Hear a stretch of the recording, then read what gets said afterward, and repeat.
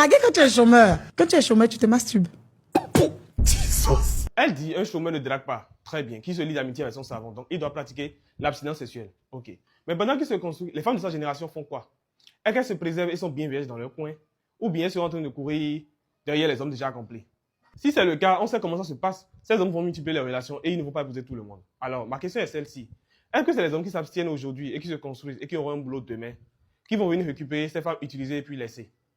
Si c'est le cas, alors le jeu est déséquilibré. Parce que si c'est abstenu pendant tout ce temps, ce n'est sûrement pas pour venir payer le prix fort et prendre une femme déjà secouée par toute la ville.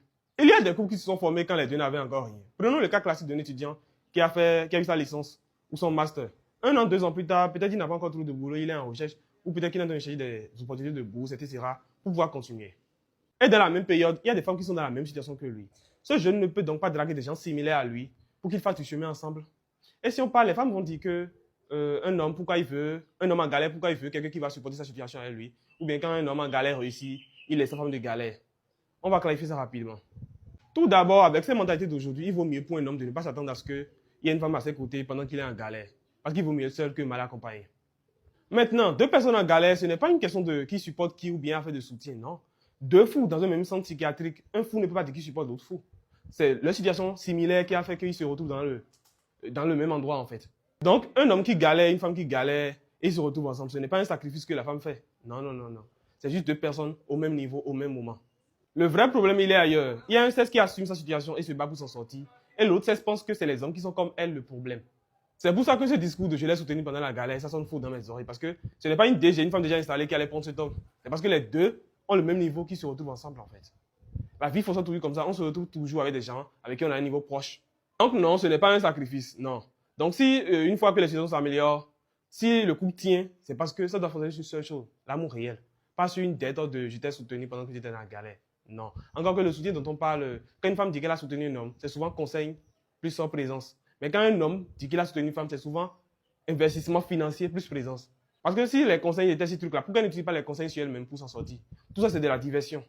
Mais ce qui est intéressant, c'est que cette mentalité est plus à l'avantage des hommes qui ne le pensent. Si tu es un homme et que tu es sûr d'avoir l'argent, tu devrais même en rire.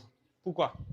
Dans ce monde, tout ce qui est conditionné par, tout ce dont l'obtention est conditionnée par l'argent, on peut l'accumuler, le multiplier, le changer, l'abandonner comme bon nous semble. Donc c'est la même logique ici. Donc, comprendra qui pourra.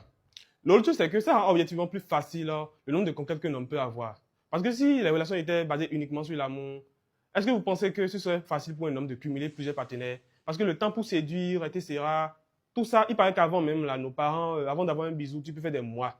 Est-ce que vous imaginez le temps que nos aînés gaspillaient? Aujourd'hui, tout est simplifié, on devrait s'en réjouir et voir le bon côté des choses. D'un autre côté, les gens disent que son discours va influencer la jeunesse féminine.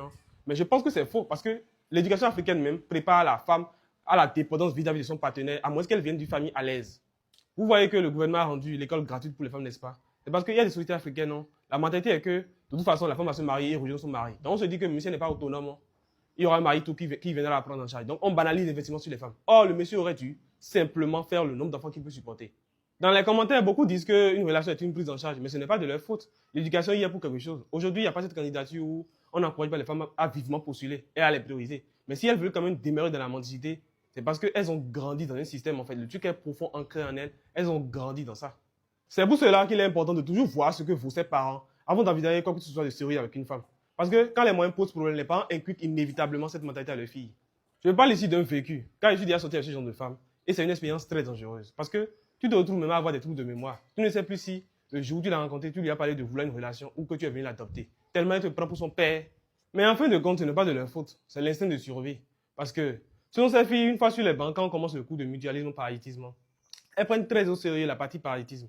Parce qu'elles s'étonnent de voir qu'il y avait tout un chapitre dédié à la vie qu'elles comptent mener plus tard. C'est-à-dire vivre aux dépens de l'autre jusqu'à sa mort, lui nuire au lieu d'être une aide.